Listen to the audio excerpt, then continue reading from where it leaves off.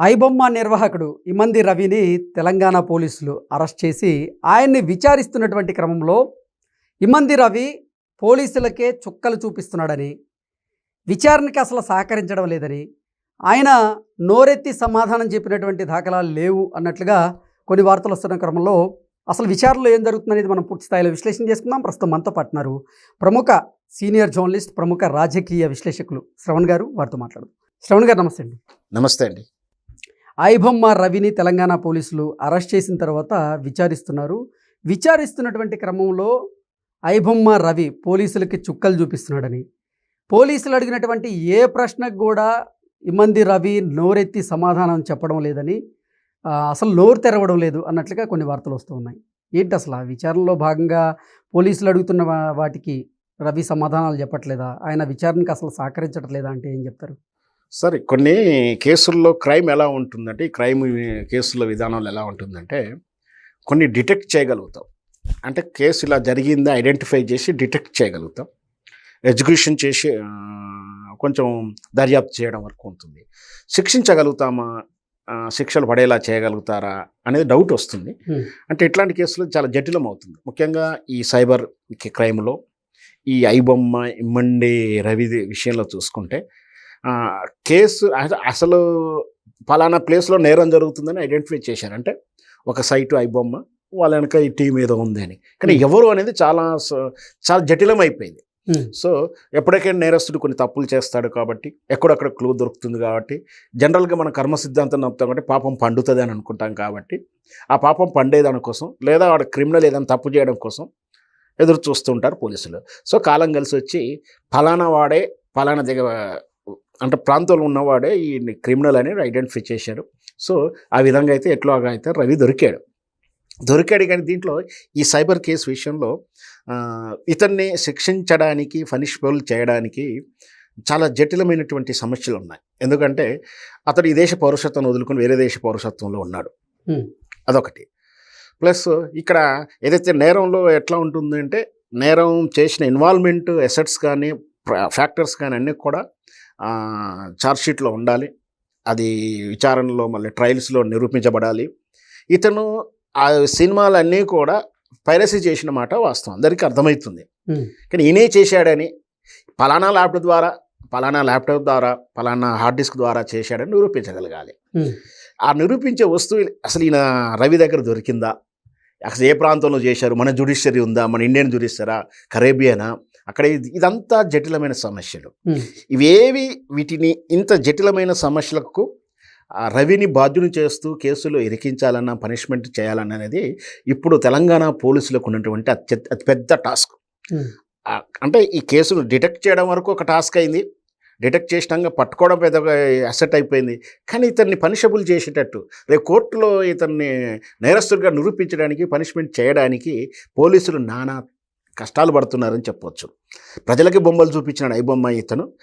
నిజంగా కూడా పోలీసులకు ఒక రకంగా చుక్కలు చూపించాలని నేను అనను, కానీ ఆ పదం వాడడం ఇష్టం ఉండదు. కానీ బట్ వాళ్ళని మాత్రం వాళ్ళ మేధస్సుకు కానీ వాళ్ళ ఎఫర్ట్కి కానీ చాలా ప్రశ్నలు ఇస్తున్నాడు.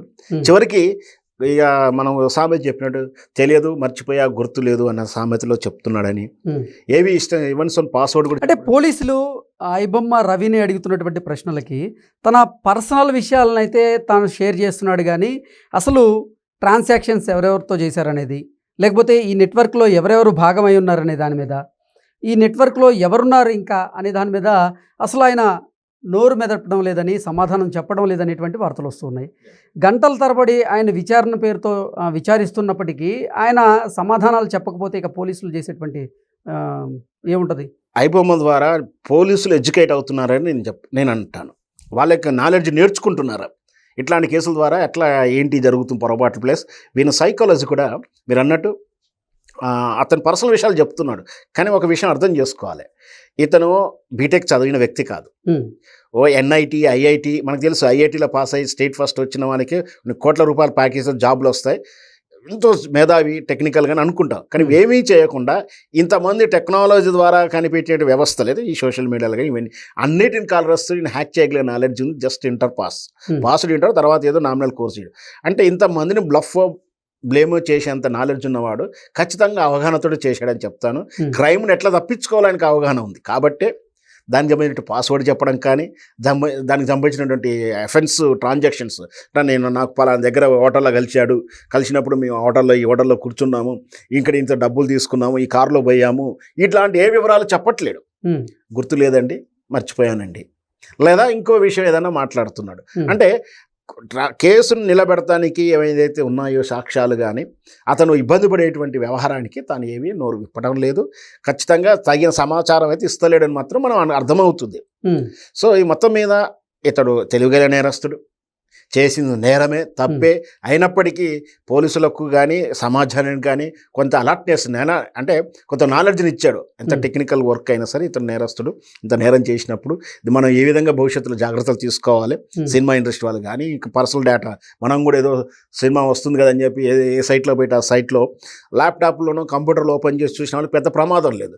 అంటే ఐబొమ్మ రవి అరెస్ట్ మీద కూడా భారీగా చర్చ అయితే జరిగింది. అసలు ఐబొమ్మ రవి చేసినటువంటి తప్పిదాల వల్లే తాను అరెస్ట్ అయ్యారంటూ ఒక వర్గం అభిప్రాయాన్ని వ్యక్తం చేస్తూ ఉంటే, మరికొంతమంది మాత్రం తను భార్య ఇచ్చినటువంటి సమాచారం వల్లే ఐబొమ్మ రవి అరెస్ట్ అయ్యారని మరికొందరు. లేదు ఐబొమ్మ రవి తన మిత్రుడికి ఒక మెసేజ్ పెట్టాడు, అరే డ్రింక్ చేద్దాం రా అని మెసేజ్ పెట్టారు. ఆ మెసేజ్ ఆధారంగానే పోలీసులు అతని కదలికల్ని గుర్తించి అతన్ని అరెస్ట్ చేశారంటూ కొంతమంది అభిప్రాయాన్ని వ్యక్తం చేస్తున్నారు.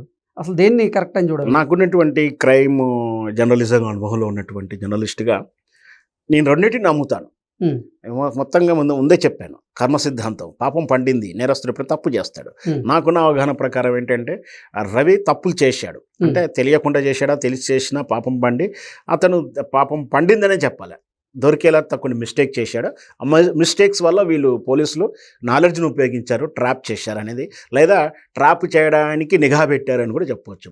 నేనేం అర్థం చేసుకుంటున్నా, ఎప్పుడైతే ఈ ఐబొమ్మ పర్సను తెలుగులో కమ్యూనికేట్ చేస్తూ ఉన్నాడు, అంటే ఎవరన్నా ప్రెస్ మీట్ పెట్టినప్పుడు వాళ్ళకి కౌంటర్లు ఇవ్వడం కానీ, చివరికి నన్ను పట్టుకుంటూ చూద్దామని చెప్పి తెలుగులోనే ఆయన ఒక వీడియో రిలీజ్ చేసినప్పుడు ఈ తెలుగు పోస్టులకు కామెంట్లకు ఎప్పుడైతే రిప్లై వస్తుందో, ఓహో ఇతడేవో నైజీరియానో లేదా ఇంకో పైరటీసో ఏ ఆఫ్రికన్ జాతి వాడు కాదు, సినిమాలో పైరసీ చేసేవాడు, మనకు తెలిసిన ఇండియను దగ్గర ప్రాంతంలో మనవాడే అనేది ఒక కన్క్లూజన్కి అయితే పోలీసులు వచ్చారని నాకు అర్థమవుతుంది.